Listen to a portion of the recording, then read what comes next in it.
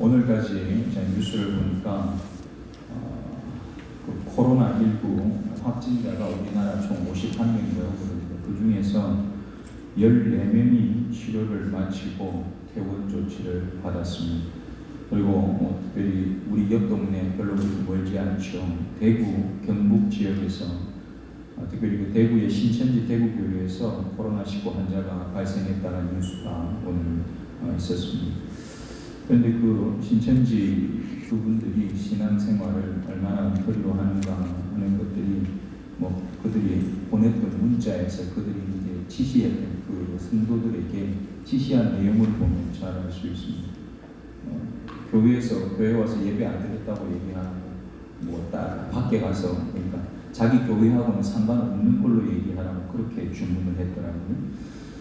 여러분, 하나님께서 멀리 살고 있는 최근에 우리 대구로 이사 가신 분들도 있고 또 아마 전국 각지에 흩어져 사는 우리 자녀들이 많이 있으실 텐데 하나님께서 우리의 가족과 친지들을 지켜주시기를 간절히 소원합니다.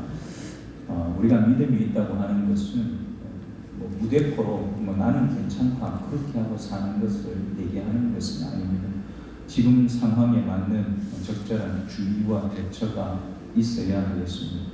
이 말은 염려하고 걱정을 하라는 말이 아니라 분별력을 가지고 잘 준비하고 하나님의 보호하심과 인도하심을 강구하고 사는 것, 그게 믿음이라고 하는 겁니다.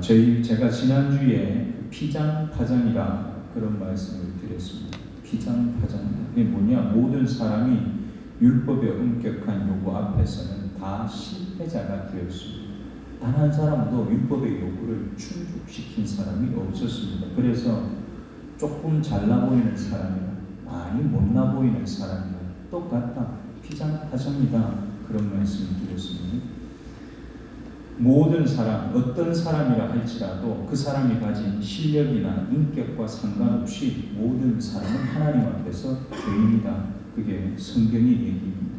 우리에게 상세하게 차근차근 다 설명하지는 않으셨지만 하나님께는 다 계획이 있는 줄 믿습니다. 하나님께는 계획이 있으십니다. 우리가 모를 뿐이죠. 하나님의 계획은 뭐냐? 우리가 로마서 특별히 오늘 본문을 통해서 갖고 계신 하나님의 계획은 제가 보니까 믿음이라는 것이 무엇인지를 보여주시려는 하나님의 계획이 있습니다. 믿음이 뭐냐? 그래서 하나님이 이 성경을 통해서 믿음이 무엇인지를 보여주기 위해서 누구를 택하셨는가? 아브라함이라고 하는 사람을 택했습니다. 이 아브라함은 이방인이었습니다. 심지어는 아버지가 우상을 만들던 사람이 바로 아브라함입니다. 아브라함은 복도 지지리도 없어가지고 애도 하나 못 낳고 사는 사람, 100살이 되도록 나약하고 또 찌질하기도 하고 그런 사람이 아브라함입니다. 그러나 아브라함은 지지난주에 제가 말씀드렸죠. 아브라함은 사람이 너무 좋은 사람, 괜찮은 사람입니다. 그런데 이 아브라함이 또 한 가지 너무 괜찮은 것이 보이지 않는 하나님을 마치 보이는 우리 회사 사장님처럼 그 사람 말이라면, 그분 말이라면 철떡같이 믿고 받아들고 그대로 실행하는 그런 사람이 또 아브라함이었습니다. 여러분, 모든 계획은 하나님께는 다 있었는데 아브라함은 그 계획을 다 몰랐습니다. 자기한테도 계획이 없었습니다. 아브라함 마음속에 한 가지가 있었던 것 같아요. 하나님께는 다 계획이 있으시겠지. 자기한테는 아무 계획이 없는데 하나님께는 계획이 있으시겠지. 아브라함은 그거 한 가지를 마음에 새기고 믿음의 여정을 시작했습니다. 여러분, 율법이 주어지기 전에 제일 먼저 나온 법이 뭐냐? 그게 바로 믿음의 법입니다. 여러분, 하나님께서 아브라함에게 율법을 주셨습니까? 율법을 안 주셨습니다. 아브라함에게 약속 한 가지를 줬습니다. 내가 너하고 함께 하겠다. 네 가는 곳마다 너를 복으로 삼고 너를 만나는 사람에게 내가 네가 복이 되어서 그 사람들을 복되게 내가 만들고, 그게 하나님의 약속이었습니다. 아브라함을 통해서 하나님이 우리에게 보여주시는 건 법이 먼저가 아니라 믿음이 먼저다. 그걸 우리에게 보여주십니다. 창세기 15장에 우리가 가보면 거기에 아브라함이요 전쟁하는 장면이 나옵니다. 누구랑 전쟁을 했습니까? 조카 롯을 구해오기 위해서. 그렇죠? 그 조카 롯을 사로잡아가는 그 나라 사람들과 전쟁하는 장면이 나옵니다. 그 전쟁을 다 마치고 돌아오는 그 길에 다 끝나고 나서 돌아와서 어쩌면 아브라함 마음이요 좀 허전했을 것 같아요. 엄청난 일을 했잖아요. 근데 그 엄청난 일에 아브라함이 뭐 얻은 게 있습니까? 아무것도 얻은 게 없습니다. 뒤통수 때리고 도망갔던 조카로 구해다가 다시 갖다 놓고 딴 사람들 전리품 얻은 건 다 딴 사람한테 주고 원래 주인에게 다 돌려줘버리고 나는 아무것도 안 갖고 그냥 가겠다. 아브라함 그냥 왔거든요. 근데 그 아브라함을 하나님께서 찾아오십니다. 그리고 그에게 약속을 하십니다. 뭐라고 약속을 하시느냐? 무서워하지 말라. 내가 네 방패가 되어주겠다. 내가 너하고 함께 할 테니까, 내가 너한테 함께해서 큰 상을 줄 테니까 기대해라. 그러는 거예요. 아브라함이 그렇게 얘기했는데 뭐라고 대답한지 아십니까? 하나님 보고, 하나님 얼굴을 딱 쳐다보는데 제 느낌, 하나님 얼굴을 딱 쳐다보면서 아 그래요 하나님? 아니 근데 나는 자식도 안 하는데 나한테 무슨 상을 주실 겁니까? 이렇게 묻는 겁니다. 나한테는 자식도 하나 없는데 나한테 무슨 상을 주실 겁니까? 가만히 생각해 보니까 우리 집에 제가 어릴 때부터 기른 종이 하나 있습니다. 엘리에셀이라는 종이 있는데 제가 걔를 제 상속자로 삼으면 되겠네요. 이렇게 얘기를 하는 거예요. 아브라함이 섭섭했다는 얘기입니까? 안 섭섭했다는 얘기입니까? 대단히 섭섭했다는 얘기입니다.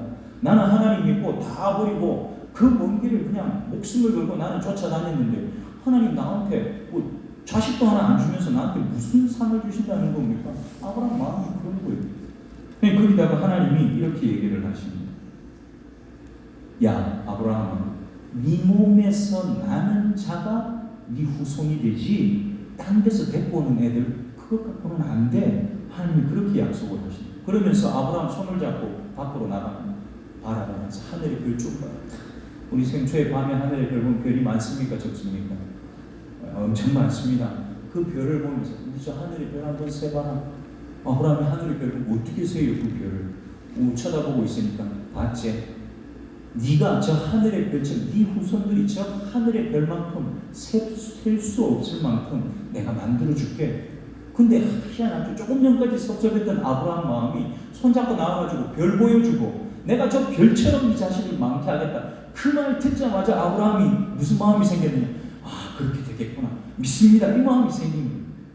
그랬더니만 하나님께서 아브라함에게 뭐라고 하신 줄 아세요? 창세기 15장 6절에 하나님이 이렇게 얘기하십니다. 아브라함이 여호와를 믿으니 여호와께서 이를 그의 의로 여기십니다. 뭘 아브라함의 의로 여기셨다고요? 믿음. 아브라함이 하나님이 해주신 그 말씀을 믿음이 이를 그의 의로 여기셨다. 그렇게 얘기를 하시는 겁니다. 다른 것이 아니라 아브라함이 하나님 말씀대로 길을 많이 왔기 때문에 그렇게 얘기하신 것이 아니라 네가 지금 내가 하는 이 말을 네가 믿느냐? 야, 믿음 그것이 바로 너한테 의가 된다. 하나님 그렇게 그를 인정해 주신 거예요. 사실은 아브라함이 행동을 먼저 한 게 아닙니다. 항상 뭐가 먼저였습니까? 믿음이 먼저였습니다. 생각해보세요. 하나님께서 움직일 때 아브라함이 먼저 움직였습니까? 하나님이 약속을 먼저 주셨습니까? 약속을 먼저 주셨죠. 창세기 12장 1절에서 4절까지 하나님께서 아브라함이 약속을 먼저 주시니까 아브라함이 그 약속을 믿고 그 다음에 움직이는 겁니다. 여러분 믿었다 하는 것은 믿습니다. 아멘 그걸로 끝나는 것이 아니라 믿으니까 그 다음 뭐가 따라오니까 행동이 따라오는 겁니다. 정상적인 겁니다. 하나님이 아브라함에게 움직였기 때문이라고 그러나 말하지는 않습니다. 뭐 했을 때? 하나님이 하신 말씀을 믿었을 때. 아브라함이 지금 자식 하나라도 있습니까? 없습니까? 하나도 없을 때입니다. 창세기 15장 6절에는 자식이 하나도 없을 때입니다. 그런데 그 말을 믿기만 했는데 하나님이 아브라함에게 그것을 그에게 의로 여겨주셨다. 성경을 그렇게 얘기를 하는 겁니다. 그런데 아브라함이 그 이후에 자기 믿음에 성공했습니까? 실패했습니까? 잘 모르세요. 실패가 항상 먼저 따라오는 거예요. 아브라함이 그 믿고 난 다음에 누구를 취하게 됩니까? 하갈을 취하죠. 아내가 하도 답답을 하니까 하갈을 취했습니다. 그래서 이스마엘을 낳은 거 아니에요. 근데 하나님이 그랬다고 너 내가 약속한 거 도대체 뭐하냐 하면서 뒤통수 때리고 엎어치기 하고 그렇게 안 하시더라고요. 얼마나 아브라함의 인생도 괴로웠겠습니까? 분명히 약속은 받았는데 애는 안 생기지. 우리 아내도 나도 이제는 뭐 남자도 여자도 더 이상 아닌 것 같지. 어떻게 애가 어디서 나올 거예요? 답이 없는 겁니다. 그러니까 아브라함이 아내의 닭다를 들어줄 수밖에. 하나님 어떻게 하라고 나보고 지금 애 안 주시는데 우리 마누라 저렇게 닭다라는데 그 얘기라도 들어줘야지. 그러니까 할 수 없게 들은 겁니다. 실패했죠. 그때 실패한 겁니다. 그런데 하나님이 아브라함을 나무라시는 게 아니라 기다려주시죠. 다시 기다려주시고 새롭게 기회를 주셨습니다. 그래서 몇 살에 애 낳습니까? 100살. 벌써 100살에 애를 낳은 거예요. 여러분, 사도 바울은 아브라함이 하나님께 인정받았던 그 의의 실체가 뭐냐? 그걸 오늘 성경에서 이렇게 얘기를 합니다. 21절을 한번 보겠습니다. 21절 함께 읽습니다. 이제는 율법 외에 하나님의 한 의가 나타났으니 율법과 선지자들에게 증거를 받은 것이라. 아멘. 율법 외에 하나님의 한 의가 나타났으니 이 의는 누구의 증거를 받았다고요? 율법과 선지자의 증거를 받은 것이다. 그렇게 얘기합니다. 여러분, 하나님의 의는 이미 제가 말씀드린 대로 창세기에서 아브라함을 통해서 먼저 드러났습니다. 믿음이 뭐하고 연결이 됐습니까? 의가 뭐하고 연결이 됐습니까? 믿음하고 연결이 되어 있었죠. 그리고 예수님에 의해서 최종적으로 세상에 분명하게 보여졌습니다. 그걸 22절부터 24절까지 사도 바울이 이렇게 얘기를 합니다. 22절부터 24절까지를 한 번 더 같이 읽겠습니다. 22절부터 24절까지입니다.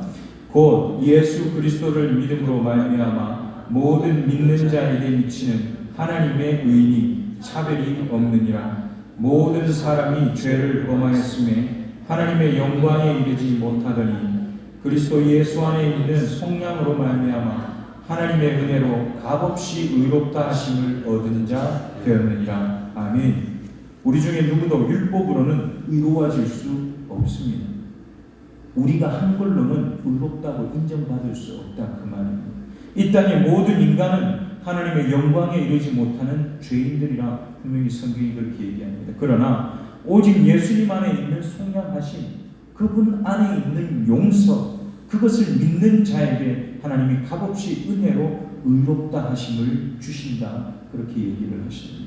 여러분, 오늘 우리가 드리는 이 예배는 우리를 그냥 내가 한 일 때문이 아니라 예수 그리스도를 믿었다는 그 사실 하나 때문에 나를 의롭다고 하신 하나님 앞에 감사와 감격함으로 드리는 예배가 되기를 축복합니다. 사도 바울은 그 일의 가장 핵심적인 역할을 하신 예수님을 오늘 본문 뒷부분에 25절에 가면 뭐라고 소개를 하는가 하면 이렇게 소개를 합니다. 25절 한번 읽어보겠습니다. 25절입니다.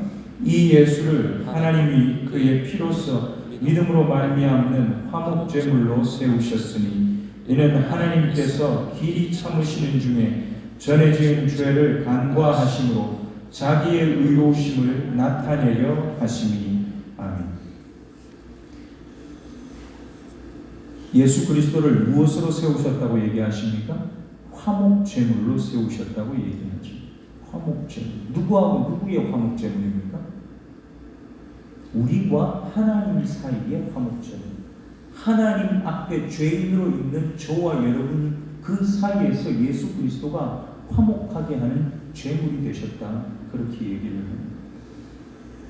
예수님께서 우리 죄를 위해서 이 땅에 오신 하나님의 아들이다. 그리스도라고 하는 것을 인정하고 받아들이는 믿음이 있는 자에게는 예수님이라고 하는 하나님의 의가 보호의 기능을 시작합니다. 여러분, 하나님의 의는 저와 여러분에게 우리를 보호하는 보호막 역할을 한다 그 말입니다. 이 보호 기능은 단순히 이 땅에서 고난과 어려움을 해결한다는 그런 수준을 뛰어넘는 겁니다. 내가 예수 믿으면 어려움이 없다? 그렇지 않습니다. 예수 믿어도 고난이 있고 예수 믿어도 어려움이 있습니다. 그게 사실이고 그게 현실이죠. 그런데 그 어려움과 고난 때문에 우리가 하나님 앞에 죄인으로 서게 되느냐? 그렇지 않다는 얘기입니다. 예수 그리스도가 우리에게 우리를 보호하는 하나님의 의 화목 제물이 되어주신 것 때문에 우리가 이 땅에서 시작한 걸음이지만 어디까지 가게 된다고? 하나님까지, 하나님 앞에까지 올라가는 그 길에 모든 방해물을 다 치우시고 우리가 그 길을 온전하게 걸어가도록 우리를 지키시고 인도하는 역할, 그걸 누가 하시느냐? 바로 하나님의 의이신 예수 그리스도, 화목제물이신 예수 그리스도, 그분이 그 일을 해주신다는 얘기를 하시는 겁니다. 여러분, 어떤 사탄의 계계도 우리에게서 하나님의 의롭다 하심을 뺏어가거나 무효화시킬 수 없는 줄 믿습니다. 그러면 하나님께서 왜 이렇게 자기 자신이 의로우심을 우리에게 드러내려고 하시는가? 우리가 했던 25절에서도 하나님이 자기 의로우심을 나타내려 하심이라고 얘기하셨는데 26절에 보니까 이렇게 쓰고 있습니다. 한번 같이 보겠습니다. 26절입니다. 곧 이때에 자기의 의로우심을 나타내사 자기도 의로우시며 또한 예수 믿는 자를 의롭다 하려 하십니다. 아멘. 여러분, 무엇 때문에 그렇게 하셨다고? 왜 자기의 의로움을 나타내시기 위해서 자기 아들을 십자가에 달아 죽이셨는가 하면 저하고 여러분 때문에 그렇다는 거예요. 우리를 의롭다고 하기 위해서 자기의 의로우심을 굳이 드러내 보이시는 거예요. 증명하기 위해서가 아닙니다. 내가 얼마나 의로운가를 증명하기 위해서가 아니라 의롭지 못한 우리를 의롭다고 하시기 위해서 하나님은 굳이 그것을 증명해 보이셨다라고 하는 겁니다. 우리를 의롭다고 하기 위해서 십자가를 준비하셨고 모든 저주와 심판을 담당하신 그 예수 그리스도를 믿기만 하면 완전한 의로움을 죄인인 우리들에게 거저 주시기 위해서 그렇게 하셨다. 오늘 사도 바울은 26절에서 그렇게 얘기를 하고 있습니다. 그래서 우리가 믿음이 있다고 하는 것은 저와 여러분의 자랑이 될 수는 없습니다. 내 의가 될 수 없다는 얘기입니다. 내가 믿음이 있다고 하는 사실은 누구 때문에 그것이 내 것이 된 겁니다. 하나님의 은혜 아니고는 믿음이 우리 것이 방법이 없다라는 얘기를 하는 겁니다.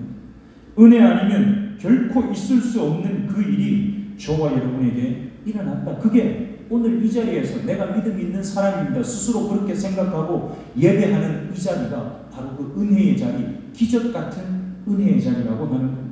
할렐루야! 여러분과 저는 그 기적의 주인공인 겁니다. 어떻게 그게 내게 됐지? 여러분 매일매일 신기해 하셔야 돼요. 어떻게 그 믿음이 내게 됐지? 내가 그걸 인정하고 받아들입니다. 손들고 쫓아나가서 하나님 저 믿음 믿으세요. 여러분 그래서 믿음이 우리께 된 것이 아닙니다. 하나님이 우리를 통해서 행하신 일, 예수 그리스도가 우리를 통해서 행하신 그 일 때문에 그 믿음이 우리 것이 되었다라고 성경은 그렇게 얘기를 하는 거예요. 믿음이 아닌 그 어떤 것으로 우리는 의롭다함을 얻을 수가 없습니다. 여러분 의롭다함이 왜 이렇게 중요한가 제가 여러 번 말씀을 드렸습니다. 왜 의롭다함이 중요한 겁니까? 왜 의롭다함이 중요한 겁니까? 우리가 구원 얻게 되는 자리에 서는 것. 죄인은 구원 얻을 수 있습니까? 없습니까? 죄인이 구원 얻을 수 있습니까? 없습니까? 못 얻습니다. 그 죄인이 의롭다고 인정받아야지만 구원이라고 하는 것이 우리 것이 되는 겁니다. 그 의롭다고 인정되는 일에 꼭 필요한 한 가지가 믿음인데 제가 또 말씀드리죠. 그 믿음조차도 내 안에서 만들어진 내가 만들어낸 것이 아니라 하나님이 저와 여러분에게 선물로 주신 것이기 때문에 그건 은혜이고 그건 신기한 일이고 그건 기적 같은 일이고 매일매일 그것이 내 것이 된 걸 신기해하고 기적같이 생각하고 사셔야 된다 그 말입니다. 만약에 여러분 오늘 예배드리고 오늘 이 정전을 나갔는데 여러분 집이 50평짜리 대저택으로 바뀌어져 있다. 그러면 그 집 보고 신기해하고 기적같이 생각하고 감사하고 그렇게 생각하지 않겠습니까? 당연히 그렇게 하겠죠. 눈이 희둥그레지겠죠. 당장 이 성전을 나갔는데 여러분들을 데리고 가려고 여러분 타고 갈 에코스가 다 한 대씩 기다리고 있다고 한번 생각해 보십시오. 얼마나 신기하고 대단한 일이겠습니까? 아침에 일어나면 누구한테 자랑하고 싶을 거 아닙니까? 그게 하루만 그렇겠습니까? 타고 다니는 내내 자랑스럽겠죠. 어깨에 힘주고 눈 내리 깔고 안 깔던 눈까지 내려 깔고 그게 사람이 아닙니다. 근데 우리는 하나님 앞에 진짜 기적같이 받은 이 믿음에 대해서 의롭다함에 대해서 그런 마음이 너무너무 작다. 잘 고민해 보십시오. 어떻게 믿음이 내게 됐나? 혹시 그 생각하면 이런 생각나면 여러분 그게 엉터리 신앙생활 하는 겁니다. 내가 예배를 열심히 드려서 그렇지. 내가 교회 가서 뭐 청소를 많이 해서 그렇지. 내가 헌금을 많이 해서 그렇지.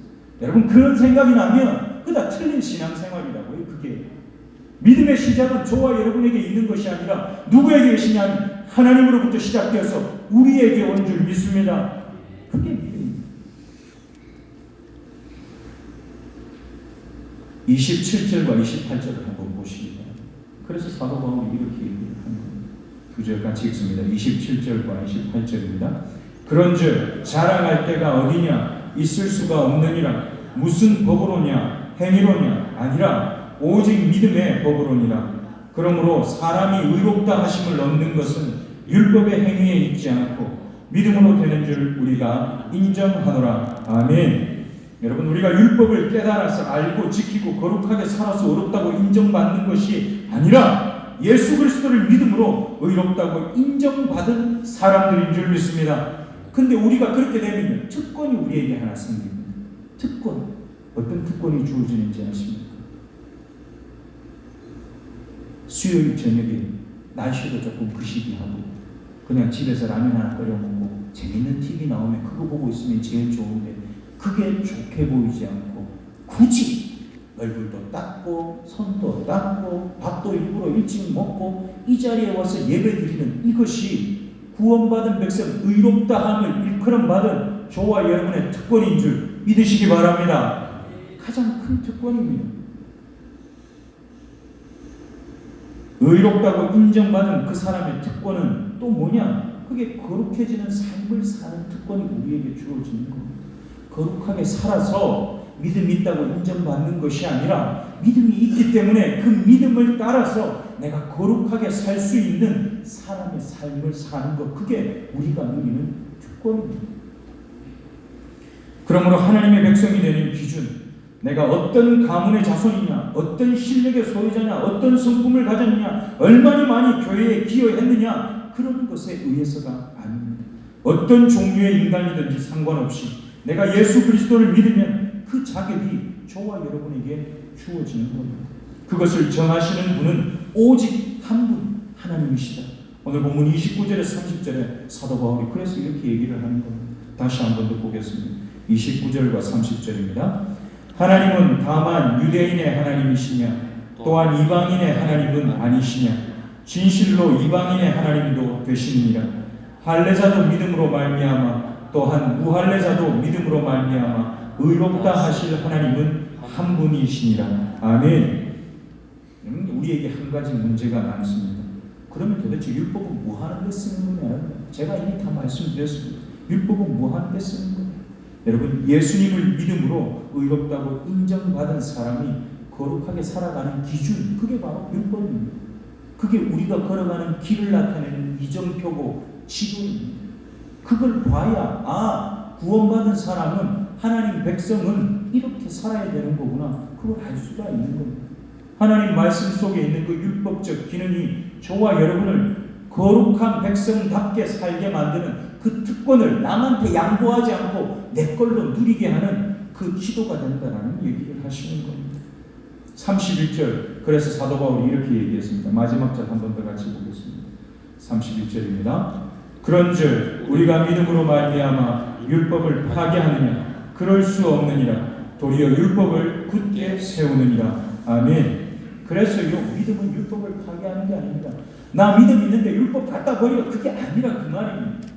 사도 바울이 율법이 필요 없다, 율법은 아니다라고 얘기할 때는 지켜서 구원받는 것이 아니라는 얘기를 하는 것이지 율법을 갖다 버리라는 얘기를 하는 것이 아니라는 얘기입니다.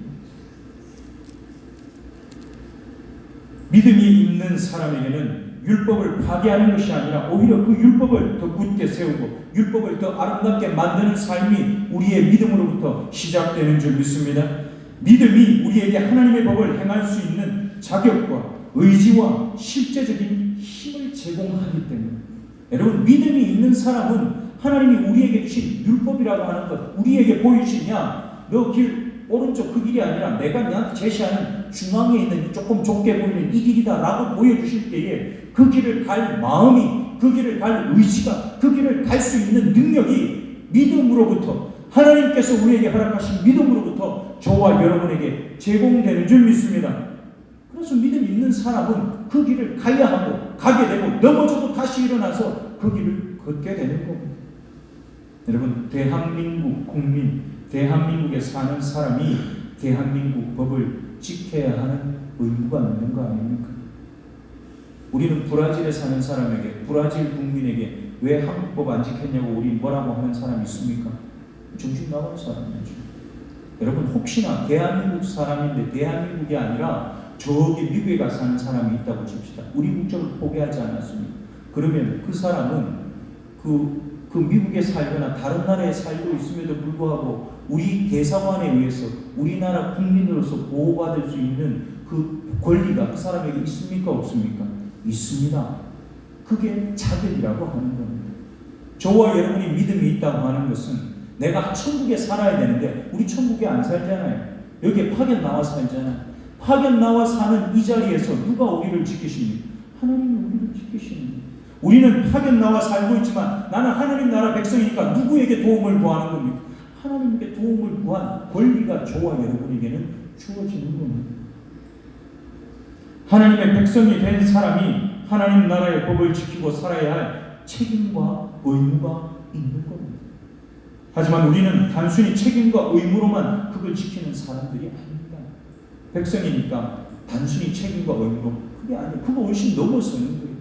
나를 백성으로 삼으셨다는 사실 자체가 아까 제가 말씀드렸죠. 그거 기적이라니까요. 아침에 자고 일어나서 골똘하게 한번 생각해. 오늘 저녁에 잠자기 전에 한번 생각해 보십시오. 내가 어떻게 믿음이 있는 인간이 되었나? 내가 어떻게 그런 일들 앞에서 나를 바꾸고자 하는 마음이 내 안에 있나? 여러분 스스로를 한번 뒤돌아보시기 바랍니다. 이건 신기한 일입니다. 저도 저를 거꾸로 한 번씩 되돌아보면 설교를 준비하다 가끔씩 문득문득 그런 생각이 어떻게 내가 믿음이 있는 자가 되고 목사가 되어서 이 일을 하고 있나? 하나님이 내 안에 하신 일이 정말 신기하고 신기할 때가 한두 번이 아닙니다.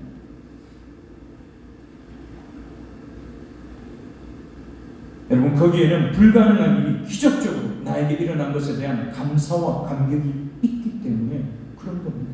여러분 이 특권을 놓치지 말고 사시기를 축복합니다. 사랑하는 생초교회 성도 여러분, 이 땅의 모든 사람들이 다 보고 알 수 있도록 나타난 하나님의 의, 그게 누구라고요? 그게 바로 예수 그리스도입니다. 예수 그리스도, 말씀을 통해서 우리에게 주신 예수 그리스도. 2000년 전에 이 땅에 있었던 사람들은, 유대인들은 눈으로 보았던 예수 그리스도. 우리는 내 눈으로 확인하지 못했지만 말씀을 통해서 진짜 그분이 오셨다 믿어지게 하신 바로 그 믿음, 이 예수님과 그가 기꺼이 감내하셨던 십자가의 고난을 믿는 사람에게는 예수님이 부활하신 것과 같은 생명의 부활이 저와 여러분에게 주어집니다. 여러분 그런데 우선은 우리는 지금 어디에 살고 있습니까? 우리는 이 땅에 살고 있잖아요. 이 땅에서 우리가 믿는 자로 살아내야 하는 겁니다. 순종의 제사를 드리셨고 화목의 제물이 되셨던 예수님을 믿는 저와 여러분이 어떻게 살아야 그럼 우리 믿는 자답게 사는 게 되겠습니다. 우리가 누군가를 믿는다고 하는 것은 여러분 네 말 믿어, 네 말 믿어 영혼 없이 믿어 하고 그 사람이 믿는다고 했던 것하고 아무 상관없는 말과 행동을 하는 것은 그건 믿는 게 아니죠. 그렇죠. 우리가 누군가에게 그 사람의 얘기를 듣고 내가 당신은 내가 믿을 수 있다 그랬으면 그 사람이 제시하는 것, 그 사람이 가는 길을 함께 걸어봐야 그게 믿는 겁니다. 우리가 예수 그리스도를 향해서도 똑같다는 겁니다. 저와 여러분이 예수님을 믿는다고 했다면 내가 믿는 대상이신 예수 그리스도, 그의 말과 그의 행동에 동의하고 그분과 함께 동행할 때에 우리의 믿음은 진짜 우리께 되는 겁니다. 거기까지 가지 않으면 여전히 그 믿음이 진짜 내게 맞는가 스스로를 의심하고 사셔야 합니다. 여러분 우리에게는 일주일 중에서 3일을 살았고 또 3일이 우리에게 기회로 주어져 있습니다. 아까 처음에 말씀드렸죠. 아브라함은 믿었는데 실패했습니까? 성공했습니까? 실패했습니다. 실패가 먼저였다고 말씀드렸습니다. 그런데 하나님이 아브라함의 그 남아있는 삶에 또 다른 기회를 그에게 주십니다. 일주일에 3일, 여러분들은 성공적인 3일을 사셨는지 모르겠습니다. 여러분 혹시 실패하셨다면 하나님은 또 오늘 저녁 우리를 평안히 잠들게 하시고 내일부터 새로운 기회를 주실 겁니다. 여러분 그 3일의 기회를 여러분 걸로 잡으시고 하나님의 의가 우리를 통해서 드러나는 복을 누리게 되시기를 축복합니다. 기도하겠습니다.